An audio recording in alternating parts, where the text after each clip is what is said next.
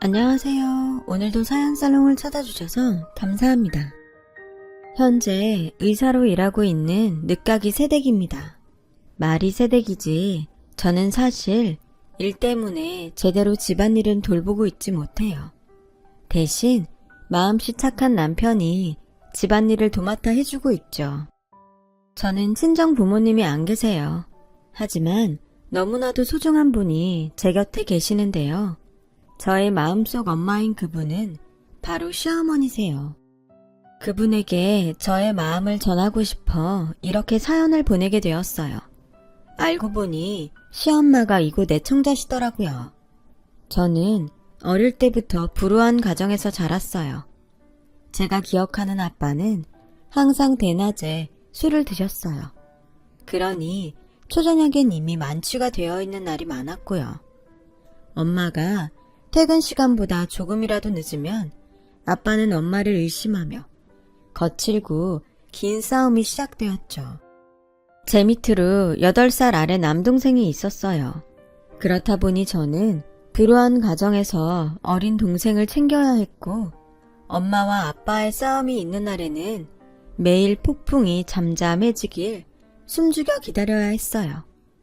빠른 친구들은 이미 사춘기도 오고 했을 시기인데 저는 상황이 이렇다 보니 사춘기가 뭔지도 모르고 지나갔고 친구들이 부모님이나 집에 불만이 있다며 투정을 부리는 모습을 보면 부럽다 못해 화가 났어요.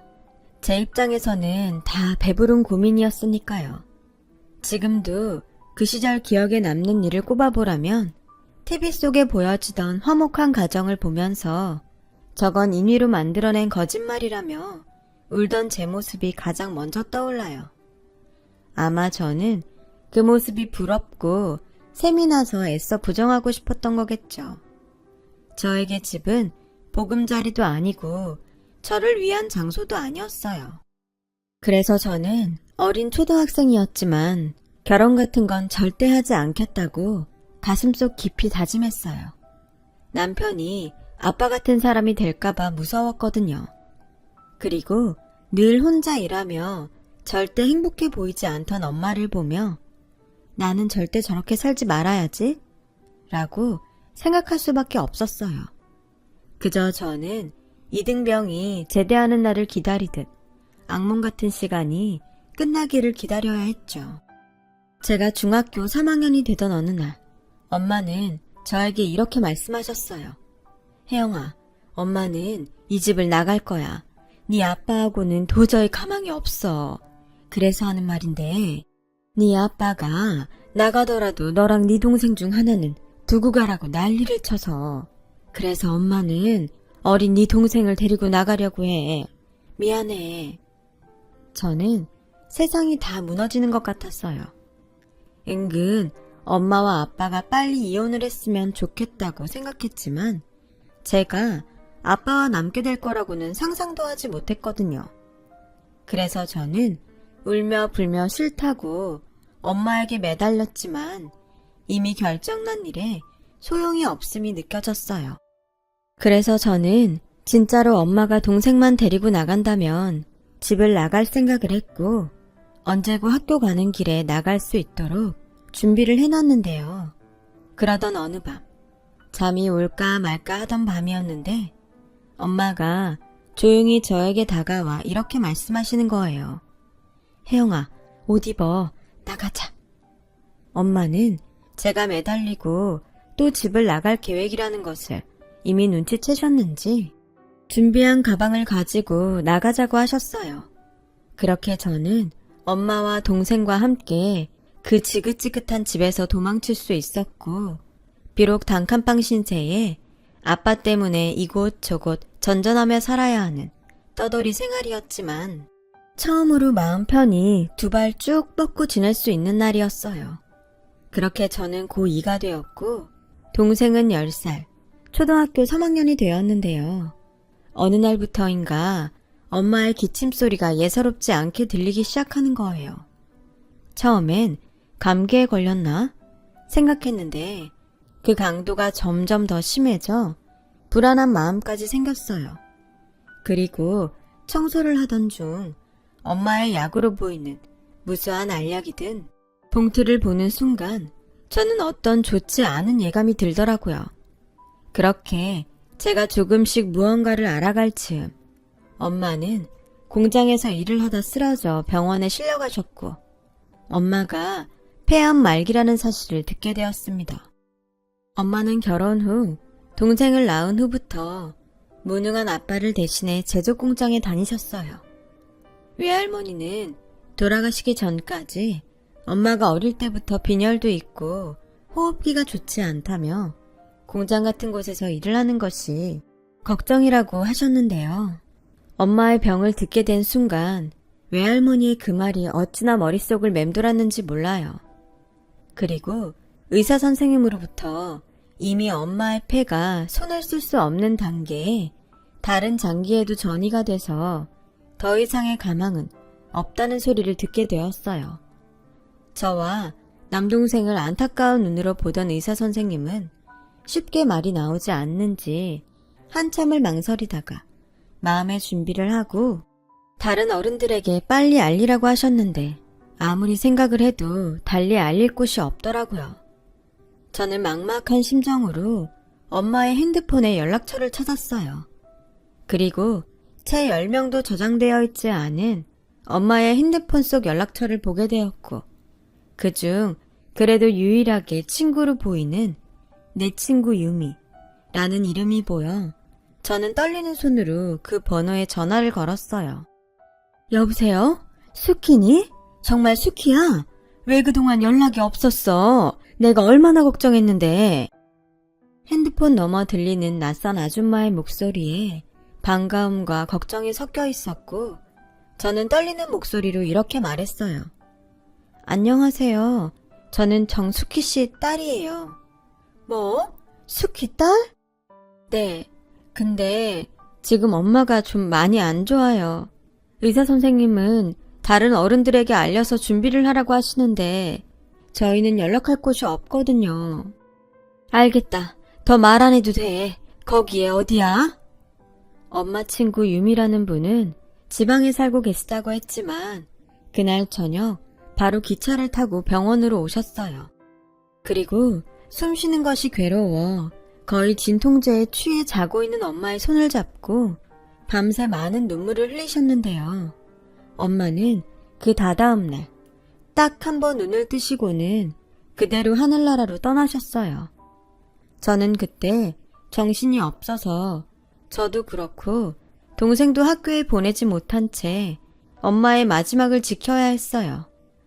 유미 아줌마의 도움으로 엄마의 빈소를 차리고 이미 엄마와 왕래를 하지 않던 외갓집 식구들을 부르며 난생 처음 상복을 입고 장례를 치르게 되었어요. 어머, 쟤들 어떡해? 딱하다. 그러게 어쩔 수 없이 그 술주정뱅이 지 아빠한테 보내야 하는 거 아니야? 그러고 보니 도통 보이지 않네? 이혼했잖아. 뭐하러 이혼한 남편을 장례식에 불러? 그럼 쟤들은 어떡해? 누가 데려다 줘? 아, 그리고 사망보험금 같은 건 안 나오나? 죽었잖아. 입에 겨우 풀칠하고 사는 것 같은데 보험은 무슨. 듣자 하니 여기 병원비도 아직 정산이 안 됐대. 어머 정말? 이러다 코 끼는 거 아니야? 어쩐지 오기가 싫더라. 조의금 들어온 거로 어떻게든 하려는 거 아닐까? 그러니까 우리는 상황 봐서 얼른 빠지자. 괜히 가족이라고 얼마씩 내라고 하면 어떡해. 저는 제 귀에 또렷이 들리는 대화들에 가시방석에 앉아있는 것 같았어요. 게다가 동생이 그 말을 듣고 저에게 누나, 우리 이제 아빠랑 살아야 해? 아빠가 우리 도망 나왔다고 괴롭히면 어떡하지? 라고 울면서 걱정하는데 그 순간 배려라고는 없는 가족 혹은 친척이라는 그 사람들이 참 밉더라고요. 그런데 그때 어떤 희망의 목소리가 들려왔어요. 저기요, 그런 소리는 나가서 하실래요? 여기 영정사진에 아직 애들 엄마가 있고 애들이 다 듣고 있어요. 어머, 별꼴이야? 누군데 오지랖이에요? 저 수키 친구예요. 제일 친한 친구. 아, 대구로 시집갔다는 그 친구? 아주 우정이 눈물 나네. 우린 가족이에요. 남겨진 애들 걱정하는데 뭐가 잘못됐어요? 괜히 가족 일에 끼지 말고 육개장이나 먹고 돌아가요. 유미 아줌마가 나서자 외숙모들은 목에 핏대를 세우며 싸우기 시작했고, 저는 그때 무슨 정신이었는지 저도 모르게 그 싸움판에 끼어서 더 큰 목소리로 이렇게 말했어요. 그만들 하세요. 저 외숙모들한테 절대 도와달라고 안 할게요. 그러니까 불쌍하다느니 아빠한테 보낸다느니 그런 말 하지 마시라고요. 어머, 쟤 지금 뭐래? 지 엄마 닮아서 아주 싹수가 노랗네? 야, 우린 어른으로서 그리고 가족으로서 네 남매를 걱정하는 거야. 아무리 네가 도움을 안 받겠다고 큰 소리 쳐도 니네들은 다 미성년자고 우리가 나서지 않으면 안 되는 게 있다고. 상황 봐서 내빼는 게 나서는 겁니까? 얘네들은 내가 알아서 해요. 내 친구 자식은 내 자식이기도 하니까. 아니, 타에는 좀 빠지라고요. 우리가 아무리 막 나가도 댁 같은 남한테 애들을 맡기겠어요? 당신이 어떤 사람인 줄 알고. 그쪽이 맡으실 거 아니면 가만 계시라는 소리예요. 적어도 전 댁같이 장례식장에 예의도 모르고 애들 가슴에 상처 주는 그런 사람은 아니니까. 아, 그러세요? 어머, 대단한 우정 나셨네. 그럼 우리는 빠질 테니까 알아서 해요. 단, 문제가 생겨도 우리 책임 아니니까 그것도 명심하고요. 외숙모들은 그렇게 말하고 잘 됐다는 듯 장례식장을 나가셨어요. 외숙모들이 나가자 삼촌들도 난처한 얼굴이었고, 그날 저녁부터 삼촌들의 모습은 보이지 않더라고요. 어쩔 수 없이 가족도 아닌 타인의 손에 발인이 진행되었죠. 저는 엄마를 낙골당에 모시고 당장 오늘부터 동생과 어째야 하나 고민할 수밖에 없었어요. 그때 외숙모가 말했듯 돈 문제도 걱정이었고요. 그래서 장례식 절차가 끝나는 대로 병원과 장례식장을 찾아가 사정을 좀 해볼까 용기를 냈는데, 들려온 대답이 저를 그 자리에서 얼게 만들었어요. 이미 계산 다 끝났는데? 그러니까 절차가 진행됐지. 그 사복 입고 말라서 머리 짧으신 분 계셨잖아, 왜? 여기 계속 계셨던 여자분 말이야. 그분이 다 결제하셨어. 유미 아줌마였어요. 저는 어떤 우정이면 이럴 수 있을까? 차마 일어난 현실인데도 믿을 수가 없었죠. 제가 동생을 데리고 집에 가려는 그때 유미 아줌마는 저에게 이렇게 말했어요. 혜영아, 내가 진짜 고민을 많이 했거든? 근데 이것밖에는 떠오르지가 않아. 너랑 네 동생 나랑 대구에 내려가서 같이 살지 않을래? 저는 대답이 선뜻 나오지 않았어요. 뜻밖의 말이기도 했고, 또 이렇게까지 신세를 져도 되나 염치가 없게 느껴졌거든요. 하지만 어떻게든 엄마를 잘 보내주신 이 은혜는 갚고 싶었죠. 이대로 헤어지면 그런 기회조차 쉽지 않겠다는 생각에 저는 고개를 끄덕였어요. 그리고 내심 속으로 이 아줌마는 부자인가? 그러니까 돈도 다 내주고 우리까지 같이 살자고 하는 게 아닐까? 라는 생각을 했습니다. 아줌마를 따라 집에 도착했을 때 차마 입을 다물지 못했어요. 아줌마는 상가 건물에 딸린 옥탑방에 살고 계셨어요. 살림살이를 봐도 전에 엄마와 살던 그 모습과 크게 다르지 않았고, 이런 집에 우리까지 신세를 지는 게 맞을까? 저는 당황했었죠. 저희 진짜 여기 있어도 돼요? 왜? 집이 너무 좁아서 그래? 아니, 그게 아줌마도 힘드신 것 같아서요. 아, 솔직히 아니라고는 말 못하는데 그래도 나랑 살자. 내가 니네 외숙모들한테 큰소리 친 것도 있고 속히 그 기집애 생각하면 내가 니들을 어떻게 모른 척해. 이건 비밀로 하려고 했는데 병원에서 딱 한 번 네 엄마 깼을 때 나한테 고맙다고 하더라. 내가 뭘 어쩔지 지가 어떻게 알고. 하여간 니네 엄마는 사람 다루는 데는 선수야, 선수. 에이, 아줌마가 마음이 약한 거죠. 아무리 친해도 누가 그래요. 나랑 네 엄마가 보통 친했는 줄 알아? 우린 대신 죽으라고 하면 기꺼이 죽을 만큼 치네. 저는 이해가 가지 않았어요. 세상에 그런 감정이 어떻게 존재할 수가 있죠? 사실 지금도 그때의 그 말을 떠올리면 소름이 끼칠 만큼 기분이 이상해요. 그 후 유미 아줌마는 저희 남매에게 엄마 같은 존재로 저희의 이모가 되어주셨습니다. 함께 지내면서 유미 이모한테도 이혼을 하고 하나밖에 없는 아들을 두고 낳을 수밖에 없었던 사연이 있다는 걸 알게 되었어요. 진짜 내 친구지만 수키는 대단해. 어떻게 하나도 아니고 니네들 전부를 데리고 나올 수 있지? 난 하나 있는 것도 못 데리고 나왔는데. 제가 매달렸어요. 아빠랑 절대 둘이 살고 싶지 않았거든요. 근데 이모는 남편이 알코올 중독자도 아니고 직업도 있었다면서요. 아마 우리 엄마도 아빠가 그랬으면 그렇게 우리들을 다 데리고 나오지는 못했을 것 같아요. 아니, 네 엄마는 결국엔 니들을 다 데리고 왔을 거야. 걔 마음이 많이 약하거든. 나는 사실 니네 엄마랑 처음부터 좋지는 않았어. 내가 니네 엄마 많이 괴롭혔거든. 자기도 가난한 집 딸이면서 공부도 잘하고 성격도 바른 게 영 재수가 없었어. 이모도 어린 시절이 힘들었어요? 살기 싫을 만큼. 그래서 한 번은 학교 옥상으로 올라간 적이 있어. 우리 동네에서 가장 높은 건물이 우리 학교였거든? 근데 그렇게 내가 괴롭혔던 니네 엄마가 몸을 날려서 날 막더라. 살다 보면 좋은 날이 온다고. 지금은 어쩔 수 없는 터널이라고. 그때는 그냥 니네 엄마가 하는 말이 무슨 말인지도 모르겠고 그냥 짜증이 났는데 시간이 지나고 조금씩 내 사정이 좋아지니까 그때 잘못된 선택을 하지 않은 게 얼마나 다행인지 니네 엄마가 너무 고맙더라고. 그래서 그 뒤로는 가장 친한 친구가 됐어. 그냥 내 스스로 생명의 은인이다 라고 여겼지. 그렇게 한 3년인가 4년을 친자매처럼 붙어 다녔는데 내가 대구로 오게 되면서 헤어지게 됐어. 왜요? 집 나간 엄마가 같이 살자고 했거든. 니네 엄마는 밝고 공부도 잘하니까 금방 나 말고 좋은 친구들이 생길 거라고 생각했는데 그 뒤 니네 외갓집이 사정이 더 많이 안 좋아졌다고 하더라.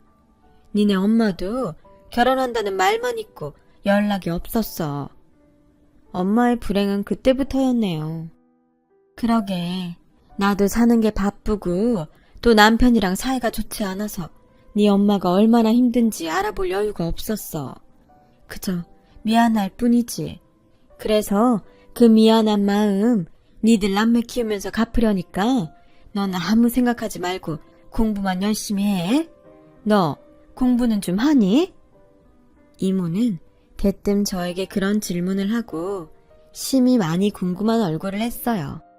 저는 집안 형편 때문에 그 흔한 학원은 가지 못했지만 나름 머리가 좋다고 자부는 했었는데 최근 들어 학교에 못 갔으니 이걸 잘한다고 해야 될지 몰라서 대답을 못하고 있었죠. 저희 행동에 이모는 알았다는 듯 하며 지나가는데 은근 자존심이 상하더라고요. 좀 해요, 공부. 그래? 정말? 그럼 넌 꿈이 뭐야? 의사요. 의사? 너 진짜 공부 잘하는구나. 좋았어. 앞으로 네 뒷바라지는 내가 할 테니까 네 동생 걱정하지 말고 넌 공부만 해. 조카딸 의사 한번 만들어 보자. 이모는 마치 신이 나는 듯 그렇게 옥상에서 큰 소리로 말했어요. 저희 엄마와 완전 다른 성격의 이모를 보면서 저는 처음으로 어른의 울타리에서 보호받는다는 느낌을 받았어요. 정말로 의사가 돼서 돈을 아주 많이 번다면 이모에게 가장 먼저 은혜를 갚겠다고 다짐하며 한눈 팔지 않고 오로지 공부에만 매달렸어요. 그 결과 저는 전학생인데도 불구하고 전교 1등을 했죠. 고3 수능을 보던 그해 높은 상위권 성적으로 서울대 의대에 합격했습니다. 이모는 남동생을 맡을 때니 저에게 서울로 올라가 아무런 걱정하지 말고 의사 공부를 하라고 또 저에게 모든 지원을 해주셨어요.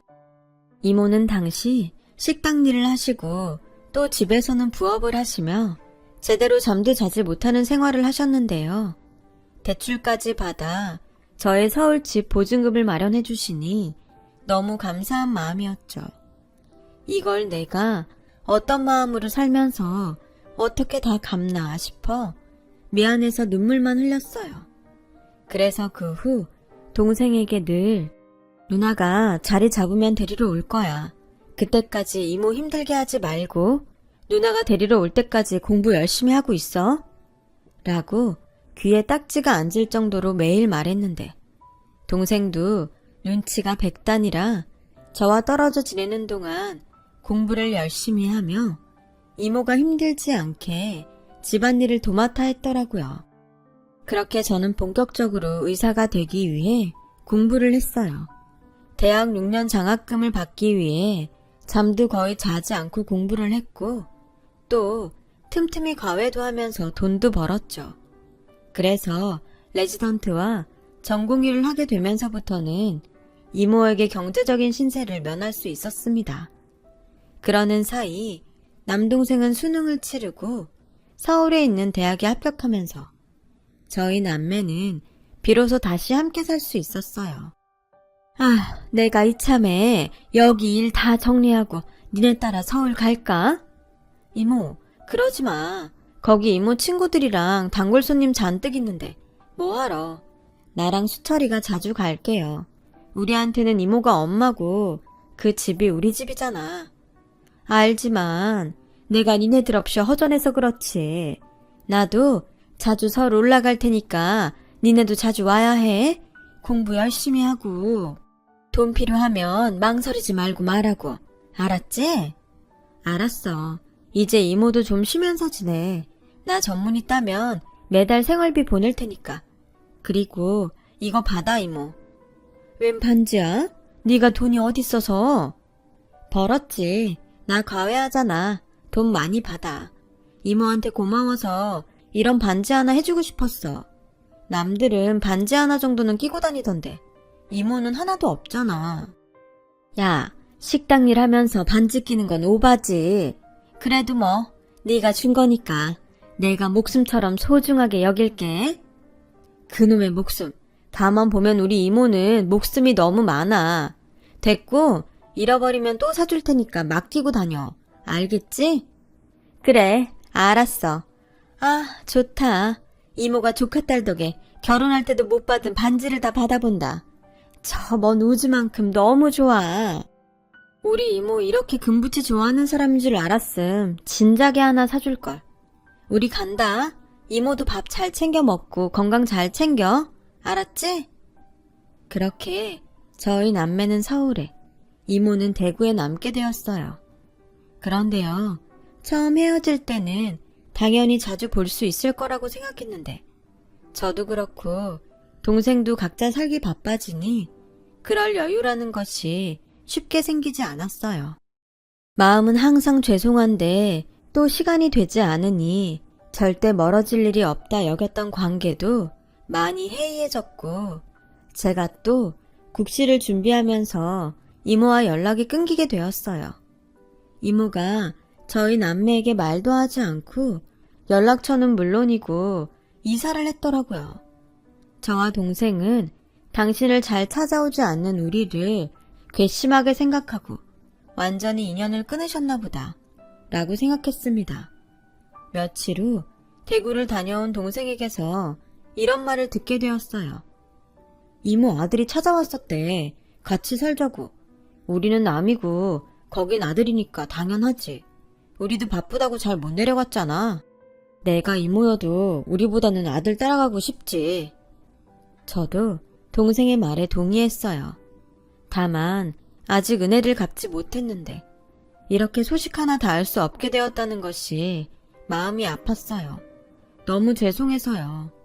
그래도 언제고 살면서 만나는 일이 생긴다면 그때 한꺼번에 모든 것을 다 갚자 하는 마음은 여전했고 저도 그렇고 동생은 정말 있는 힘껏 열심히 살았어요.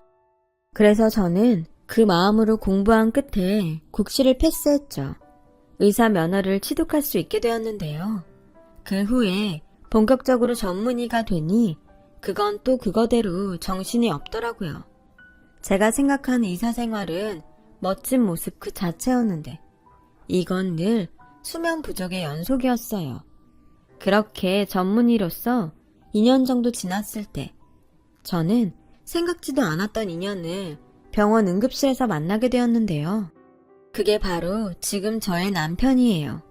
남편이 응급실에 실려온 경위는 길거리에서 묻지마 폭행을 저지른 건장한 남자와의 몸싸움이었어요. 게다가 깊게는 아니지만 당시 남편은 가슴 쪽에 큰 상처가 생겨 구급차에 실려왔고 저는 그때 하필이면 당직이라 남편의 수술을 맡게 되었어요.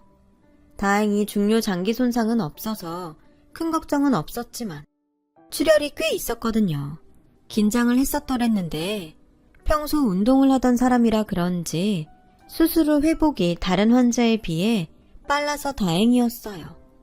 근데 이 남자가 자기 수술을 맡았던 제가 자신의 생명의 은인이라며 퇴원 후에도 종종 병원에 들러 케이크니 치킨이니 이런 걸 주고 가는데 규정상 그러면 안 된다고 아무리 거절을 해도 이 남자가 참 말을 듣지 않았어요.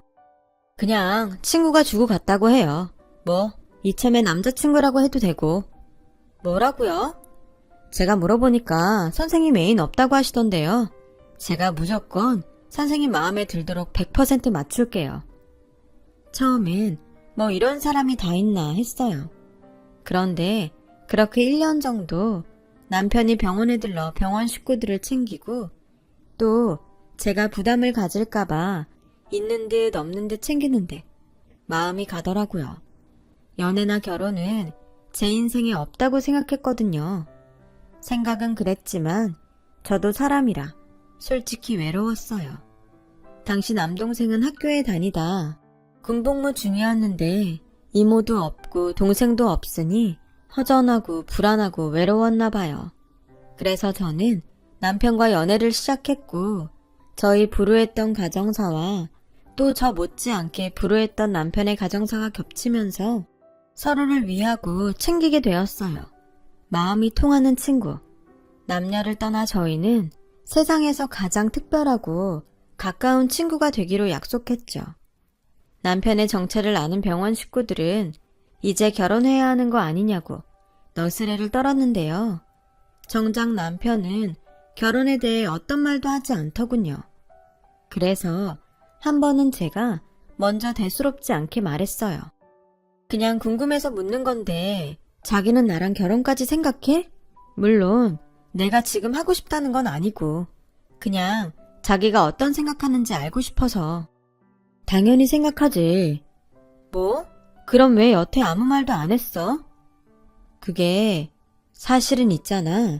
내가 자기한테 말을 안 한 게 있어. 자기한테 부담 주고 싶지 않아서 숨겼는데 엄마가 폐암으로 오늘 내일 하시거든. 아무래도 결혼은 큰 일을 치르고 나서 생각해야 될 것 같아서 일부러 말 안 했어. 저는 남편의 말에 속이 상했어요. 여자친구가 의사인데 숨길 걸 숨겨야죠. 그런데 듣자 하니 다른 의사도 더 이상의 치료가 무의미하다며 포기한 상태라고 하더군요. 저에게 그 모든 것을 말하기엔 되지도 않을 것에 제가 미안해할 것 같아 본의 아니게 숨기게 되었다고 하더라고요. 나 어릴 때 아빠 손에 자랐다고 했잖아. 엄마가 늘 보고 싶었어. 그래서 성인이 되고 아빠가 절대로 안 된다고 했는데 수소문해서 엄마한테 갔다? 어색할 줄 알았는데 너무 좋더라고. 근데 이미 그때부터 엄마는 좀 안 좋으셨어. 자식인데 어떻게 내 손으로 고쳐드리겠다고 했는데 쉽지 않더라. 그래서 나 솔직히 일부러 자기한테 접근한 것도 있어. 자기가 나한테 도움이 좀 될까 하고. 근데 엄마는 계속 나빠지고 다른 의사분이 어렵다고 하니까 포기가 되더라. 아니, 엄마가 너무 힘들대. 이제 그만하고 싶대. 그래서 얼마 전에 지방에 있는 요양병원으로 옮겨드렸어. 나 불효자지? 저는 자책하는 남편을 제 작은 품에 꼭 안아줬어요. 이렇게 속 깊고 다정한 아들이 어딨냐고 남편을 위로했고, 병원 진료가 없던 날 남편을 따라 남편의 어머니를 뵈러 요양병원에 갔어요. 그리고 병실 문이 열리는 순간 저는 망치로 머리를 세게 얻어맞은 듯 충격을 받게 되었답니다. 가쁜 숨소리, 뼈가 보일 정도의 마른 상태, 그리고 한 번도 잊은 적이 없던 이모가 저 멀리 우주만큼 좋아했던 제가 사준 반지. 저는 남편의 어머니가 유미 이모라는 사실에 정말 놀랐고, 곧 한눈에 봐도 힘든 상황의 이모를 보며 그대로 평정심을 잃고 담당 의사를 만나야겠다고 흥분하며 말했어요. 자기야, 왜 그래? 전에 내가 말했는데 내가 우리 엄마 돌아가시고 엄마 친구분 손에 자랐다고 했잖아. 그 사람이 당신 어머니셔. 뭐? 난 그냥 우리가 괘씸해서 아들 따라간 줄 알았는데 이미 그때부터 아프셨던 거야? 그때는 이 정도까지는 아니었지만, 근데 혼자 사는 것처럼 보였는데 엄마가 계속 다른 데 가서 살자고 하시는 거야. 내가 왜냐고 물어보니까 조카가 알면 안 된다고 했는데, 그럼 그 조카가 저와 남동생이었던 것을 저는 한참이 지나서야 알게 되었어요.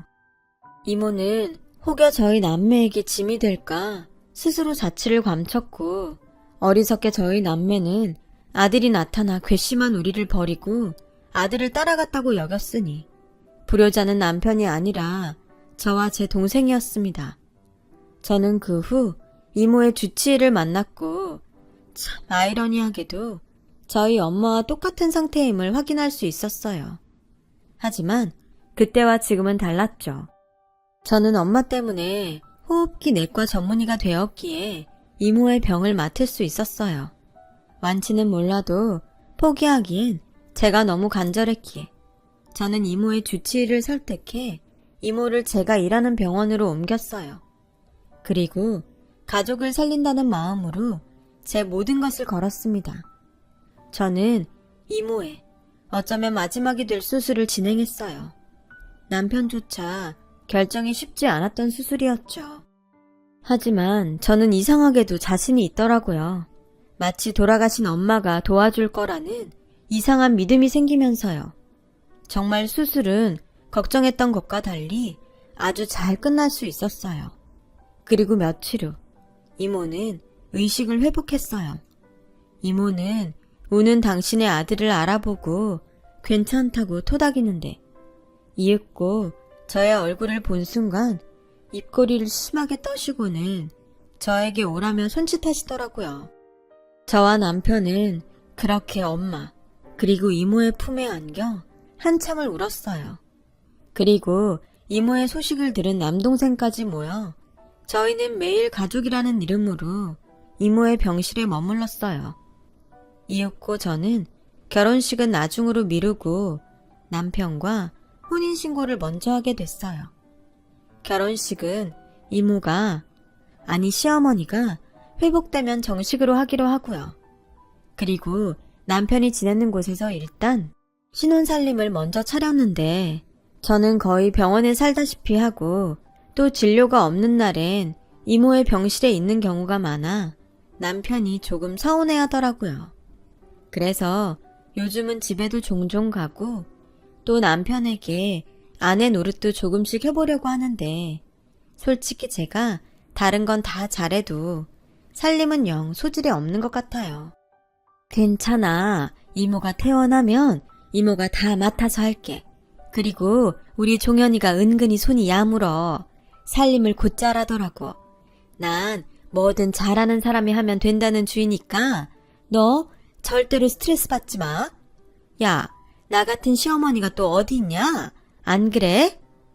그러니까 이모 같은 시어머니가 어딨냐고.